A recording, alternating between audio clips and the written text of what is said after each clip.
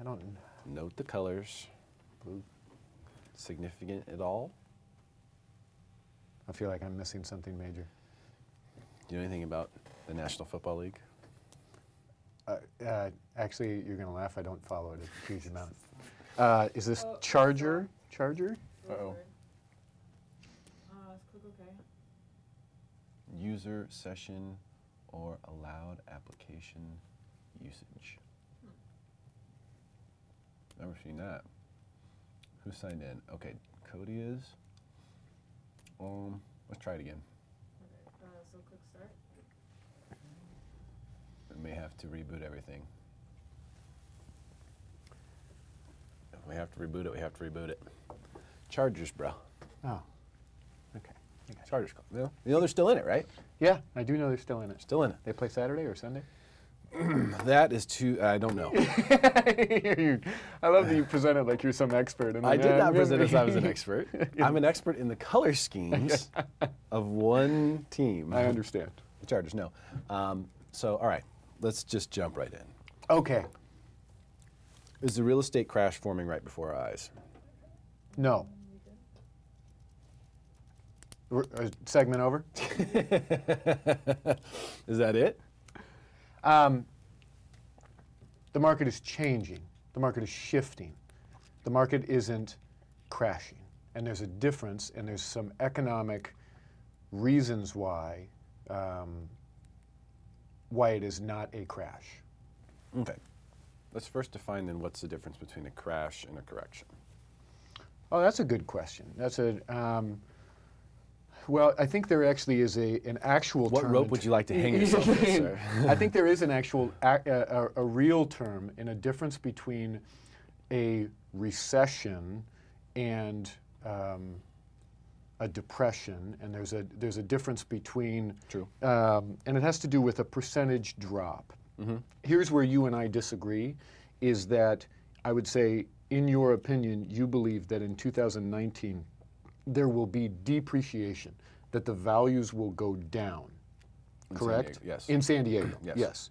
And where me and all of the other intelligent, well, economists and people that follow it are saying 2019 is economists, I call them bow tie guys. Because they always look at the past and try to predict the future. I agree and we've talked about that's really what's interesting about a lot of these financial guys, is that they're looking for trends when the market is changing beneath our feet, and they're trying to say, well, it's part of something, and look in the past. However, that said, I think what is happening currently, where we have felt these interest rate hikes, and now all of a sudden the Fed's going, hey, I know we said we were going to do 4, but now we're only going to do 2. And, I know we said we were going to do 2, but now we're going to look at it. I think that is bringing confidence back to the market as a whole, where people are going, okay, at least these guys aren't putting their head down and, hey, we got to stay the course. We're going to go this route. We're going to do that no matter what. They are going to do it no matter what. That's a fact. I guarantee it.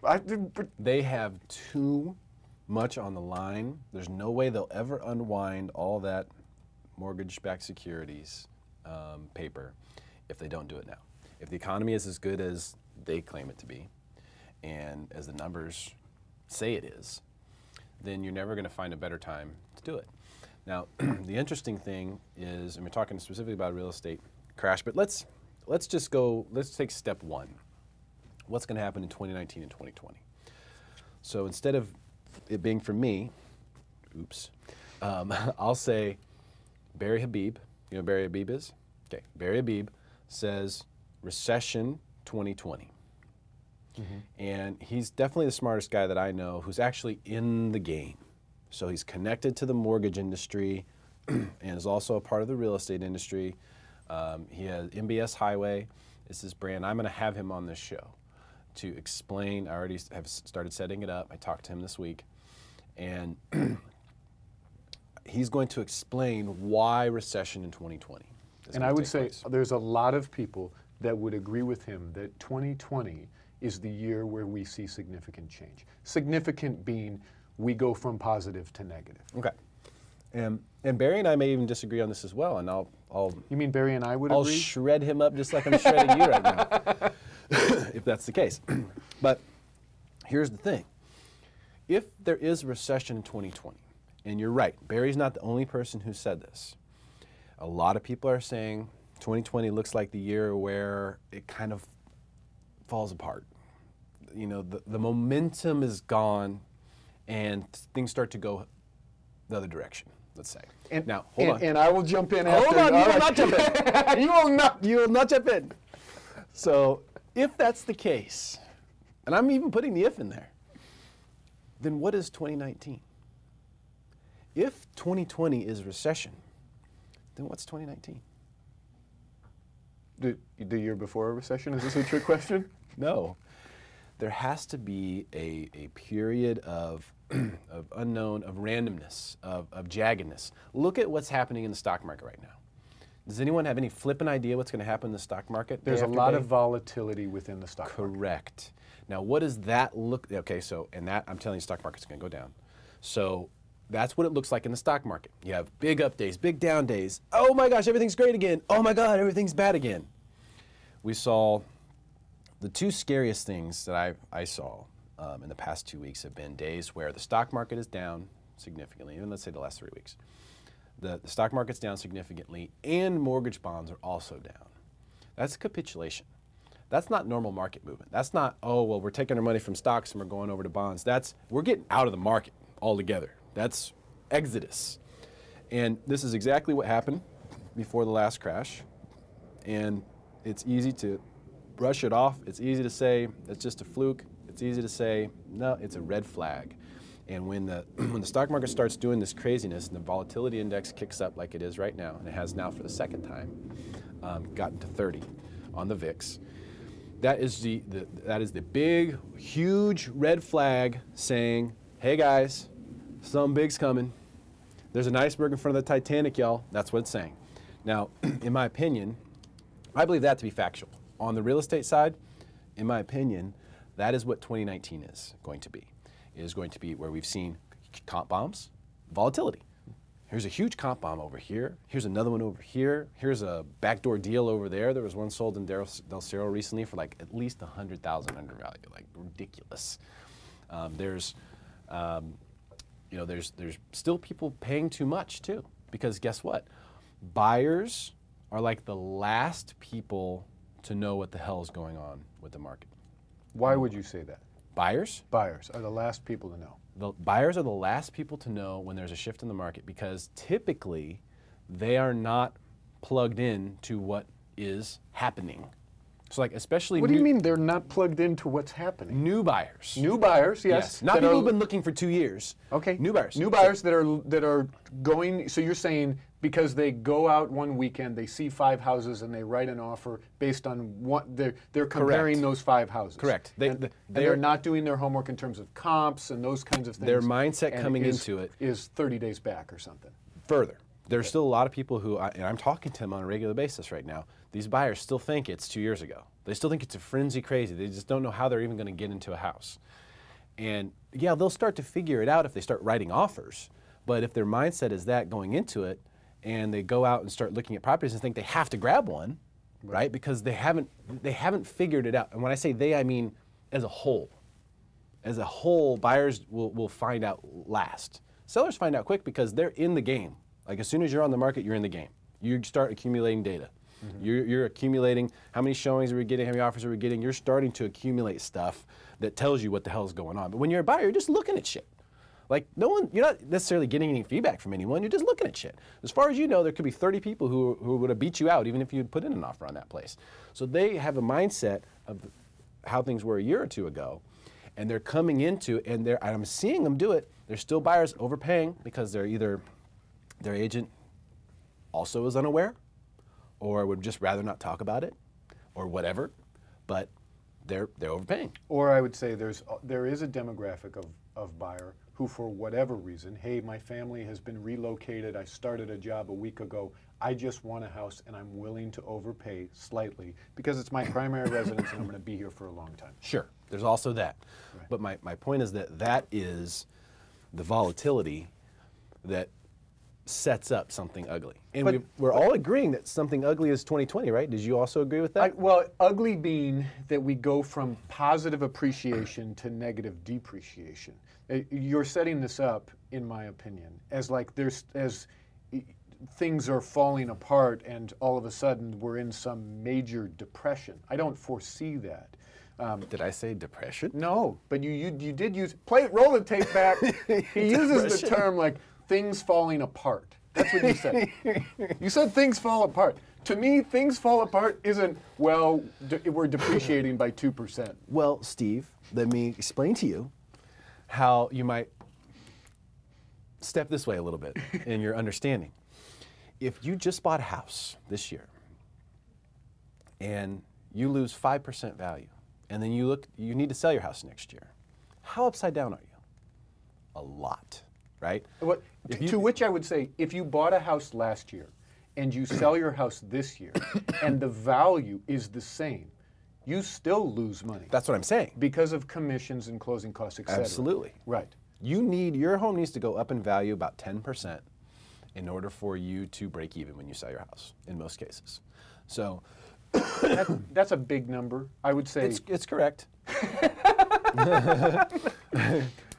I would say closer to like 7%. No. Cost of sale is going to be around 8%. Why is cost of sale going to be around 8%? Closing costs typically for a seller are around 1%. Commissions are negotiable, 6%. I'm doing some, help me with the math. 6 plus 1? You're not going to give me help in here. 10. Okay? So, but you've got to scale it up because the math doesn't work. Percentages don't work on the same basis. So, for example, if you take 500,000, right, and you say, okay, well, I need it to go up 10% so that I can cover the cost. Well, you go up 10%, but then now you're taking your 7% or your 8% or whatever the cost of sale is off of the bigger number, right? Or if the value goes down, then it'll be a smaller number. So it's hard. It's hard to. The math gets weird. Trust me. I'm a math guy. I'm still right. Got it. Whatever. I'm closer to being right than you are. So absurd.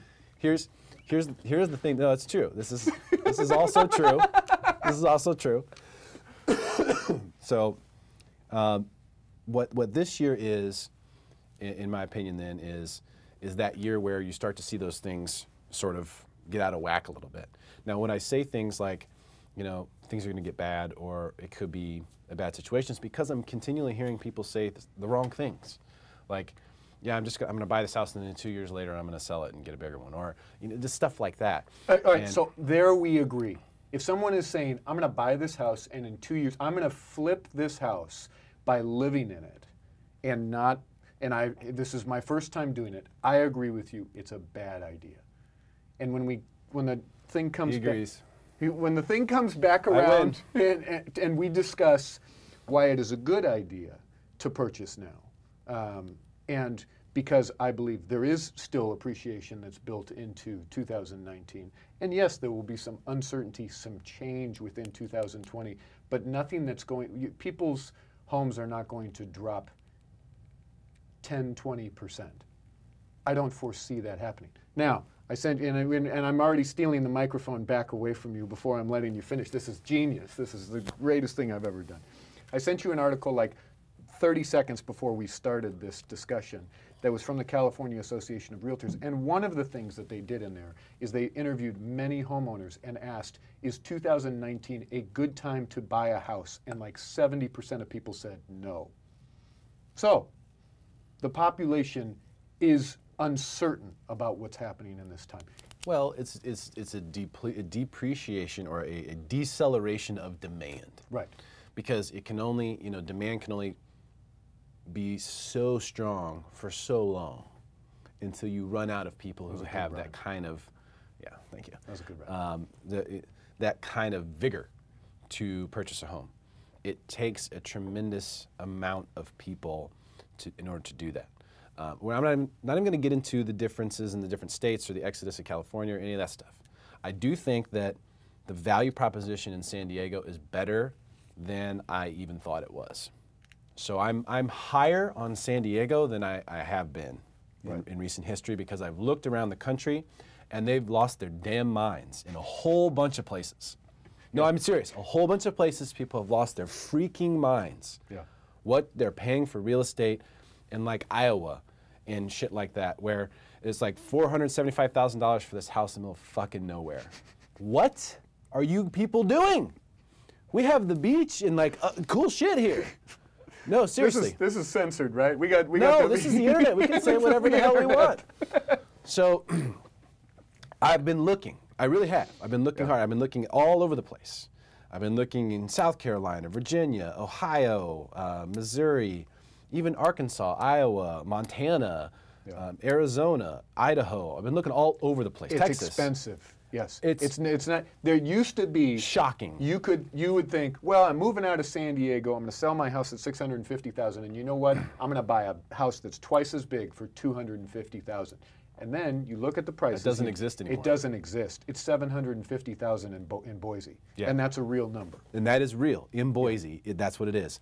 And you know, we had some people on Win This Listing maybe last year or the year before, I can't remember, but you know, they were moving to Arizona, and they sold their $650,000 house in Alpine, which was on 2 acres, horse property, was gorgeous, pool, views, to go to Arizona for a $650,000 house. That was their retirement deal. And so I've been seeing this sort of happening, but I had no idea how bad it was. The value proposition here is gaining the more of that goes on. Now, there's other taxes and things that are here that piss people off. I've talked to some sellers recently who, you know, they looked here and were like, wow, that's a way better deal. Then they came here and they're like, wait a minute, I have to pay for this and this and this and this. So there's other things.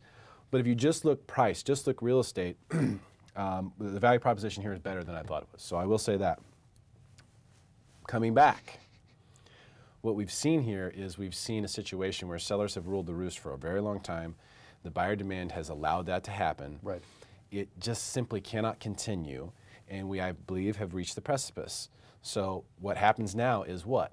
We have maybe a year of sideways. I mean, what is our bet for this year? Well, so we did, we did Oceanside, and it's been a couple of months, and it was Rob Cunningham. There was some viewer who also said, "Hey, I want in." That's my boy. And I think it was 3 or 4 months ago, Oceanside year over year from 4 months ago, which would now be what, September, something like that, to September 2019, to see a median household price of like a 3.2. Where are we at? Mm-hmm.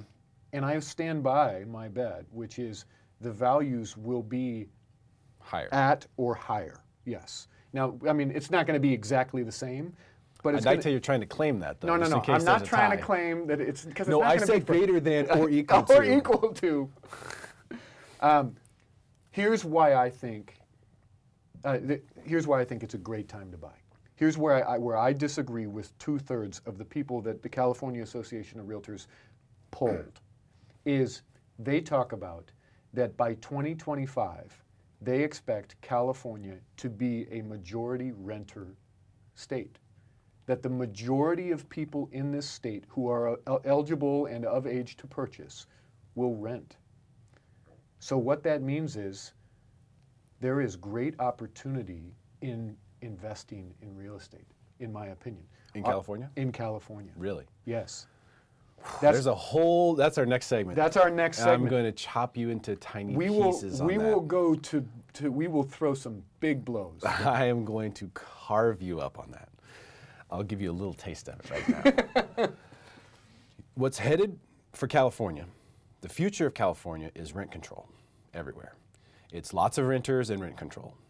That's what's headed for the future of California real estate. No doubt about it. They keep putting it on the ballot. They're going to keep putting it on the ballot till it passes. That's the bullshit about the politics that are involved with this, is that they just, if you don't like it this year, well, guess what? It's coming again next year. You know, and if it's something that you like or something that you're for, it's great. For all the people who were disappointed the first time that weed wasn't legal, you know, the first time we voted on it, remember that? And then they came back like immediately the next one and it went through. So it's like, that's one of the ways that, you know, policies are shaped. It's like, well, if we can just get it on the ballot, just keep getting it on the ballot. then you force the opposition to run these campaigns consistently. You just drain them of funds trying to fight the thing. Eventually you run them out. And that's exactly what's going to happen with rent control. Rent control is going to be a serious deal. It's definitely going to happen in San Diego. It's definitely going to happen in other places in California as well. There's such huge lobbyists against it. I know. Namely, the biggest one, the California Association of Realtors, the National Association of Realtors. There's a lot of money there that's going to fight it. They will run out of it because what they will realize is that people will still buy and sell those homes regardless if there's rent control or not. It may control the prices, but there's still going to be transactions. It's not going to hurt them. It is going to hurt.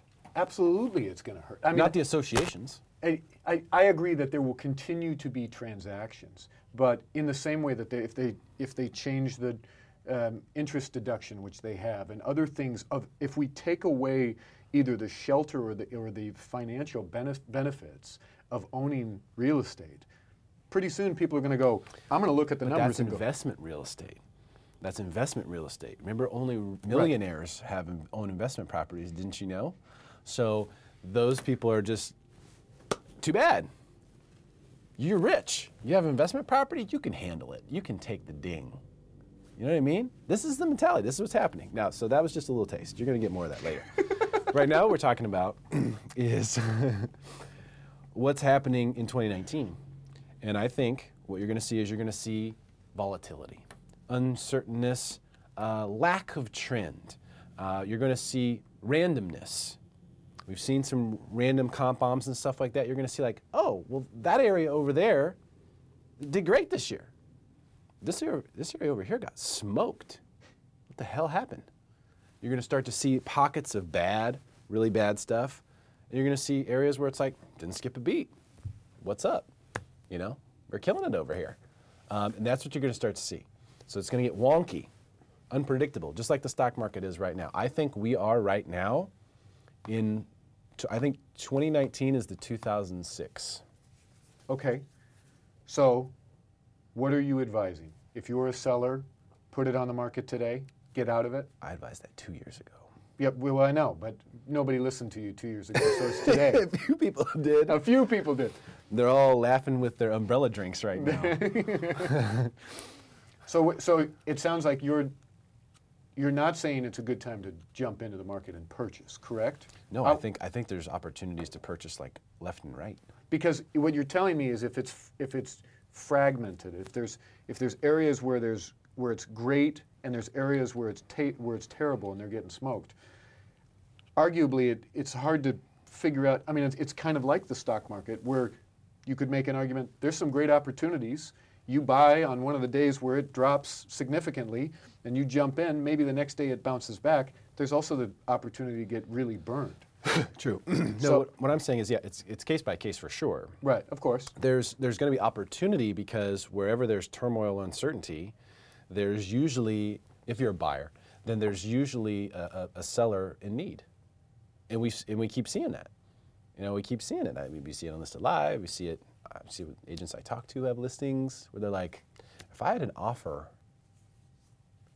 I think I could probably get the sellers to go. They are ready to be done with this thing. And I would say it's that way in every market. Now, granted, that's a sweeping statement, but there are still sellers. Oh yeah, that's a sweeper. There are sellers in every single market that feel like, you know what, speed is more important than money. And I just want to make this move. I want to 1031 and do these 2 transactions and move on.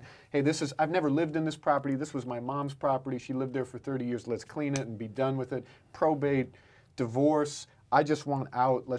I want to buy my freedom. There are always those types of sales. I don't foresee with what else is happening in as big an economic market in terms of job stability, unemployment at its all-time lows, et cetera. I agree that the stock market is volatile. I just don't see situations where whole neighborhoods are selling at discounts because, well, that's the way it is. I agree with you on comp bumps. I agree with you that we're seeing, but as we've talked about, one sale doesn't make a market. It doesn't, but you need the first domino. Yes. If you're going to take a leg down, yes, the first step is a comp bomb. Right.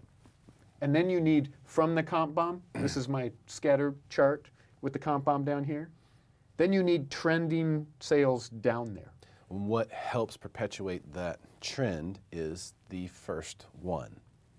We're not disagreeing that you need a low sale. Yes. I'm just saying you need a bunch of low sales. So we cannot ignore that, not after a run like this. I just want to get to a comment here from Gregory. He says, he's talking about your just missed attire. that I yellow agree, it's jacket too out bright in for me. 2020 and all will be fine. Cool, no problem. The yellow jacket will definitely be here in 2020. It ain't going nowhere. So I guess to summarize how I just smeared you all over the place.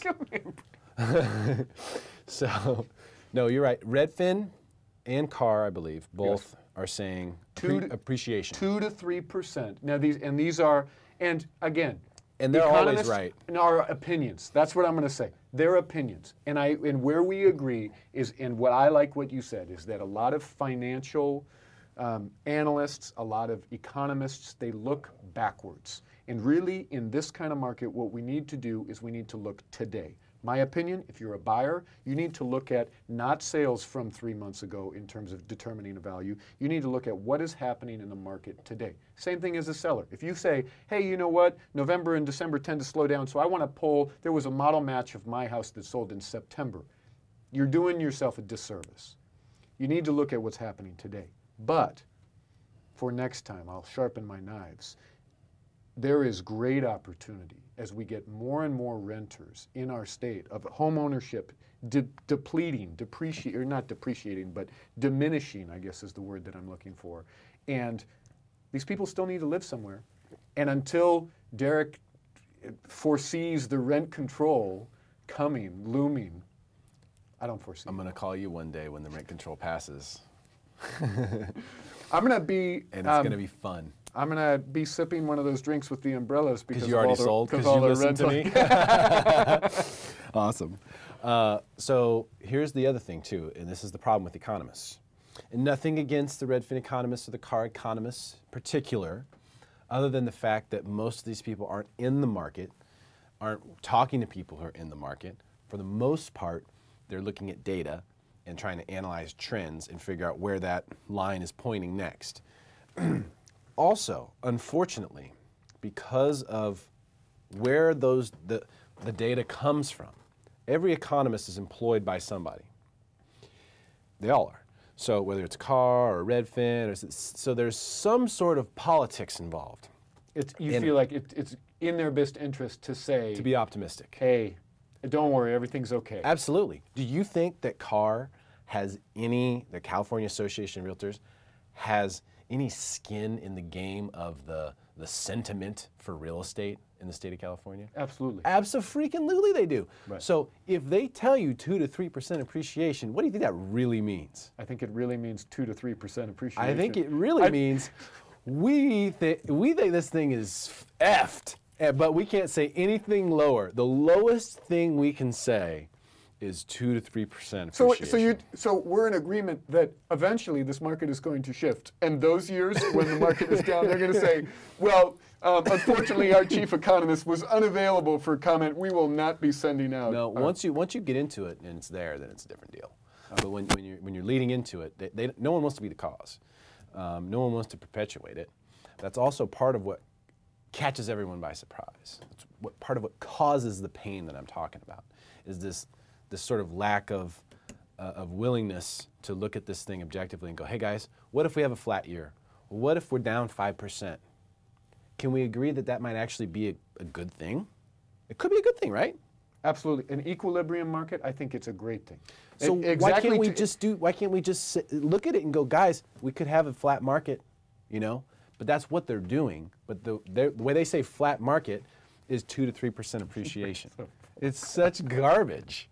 It's garbage. Well, you know what? Next time I'm going to call in a California Association of Realtors representative. She's going to sit in this please? chair. Will you pretty please? And I'm going to get Barry Habib on the phone. And between me and Barry, there won't be anything left of that person. It's going to be a Royal Rumble. That's what we're going to do. Me and Carr. Tag me in. Tag me in. It will be the Royal Rumble. Tag me in. So, anyhow, I win again. But no, seriously, on a serious note, we have to be honest with ourselves. This is super important. I love that you say that. I'm being honest with myself, Derrick. We have to be honest with ourselves. 2019 is appreciated. And, all right, I'm glad we already bet on it. There's nothing else for me to say. I already got my money in the ring.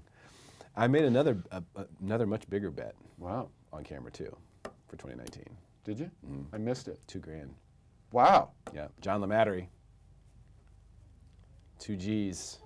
I want crisp $100 bills. Crisp. Brand new ones. Okay, Johnny? Don't forget. Crisp hundies. That's what I want. So we just made the bet on 2019. And He says? He says appreciation. I say depreciation. You know what you should do? I mean, I'm no expert here, but you should hedge a little bit. Like, you should bet some of the agents that it's going to appreciate, and then some of the other ones, the depreciation. That way, you don't have all your eggs in one basket, because there's a lot of voices that are saying appreciation.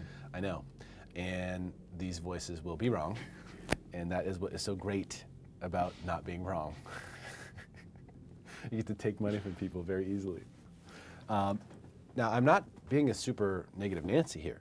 That's what you want to paint me as right now, as this doomsday. Derrick said depression. Did Derrick you see? said Derrick said things depression. fall apart. Things are going to fall apart, and it's a depression. No, that's not what I mean. But it is a depression for certain families. You know, even if you lose 5%. Absolutely. And there are always situations that are bad situations in real estate, in any market. No doubt. But that's who I feel. That's where the pain comes from me, and that's why you may feel it amplified a little bit when I talk about it, is because I know those people are going to have pain, and that's what hurts. You know, just knowing that that's coming. Even if it is only 5%, which I think we could both agree would be good and healthy For the market overall, yes. You would be like, yes, Derrick, you were right, but the 5% depreciation we experienced in 2019 is actually really good for the market. Right? That's what this is you in January 2020. This is what you're saying. I'm quoting you right now. And we would both be like, yeah, no, you're right. It was good. 5% depreciation. So in 2020, are all our conversations, we're just going to agree on everything? Well, I guess you'll have already paid me my $100. No, I'll have your money. Johnny, you'll have paid $2,000. Boy, then we're going to have to figure some things out. I don't know if you're going to be able to afford that yellow suit. I'll skip town if I lose. Skip town. I'm not paying anyone anything. I'll just leave. No, a lot of people are leaving. That is another thing. And take a look at that, the California Association of Realtors market update. They talk about the exodus from California. 29%, I believe, and I can post it, or we can post it. 29% of, I want to get the numbers right. It's in terms of the number down, in terms of exodus versus incoming people. Mm-hmm. Yeah, no, it's a significant issue. Yeah, no doubt about it. We have tax issues, we have some other things, but the question is: the crash forming right before our eyes? Obviously not. All right, fine. I'll say that technically, the crash is not forming right before our eyes. But what is happening is flares are being shot in the air. Flares are going off. I agree. There are some signs of a market change. Yes, we're in agreement there. Look at that. I win again. All right, we can close it up. Steve Ploetz, ladies and gentlemen, who has not been properly wallet shamed today. I'm going to give him the skip on it because he agreed with me in the end. And it's my studio, and I win. So that's it. Share this. Make your friends smarter than everyone else. See you next time.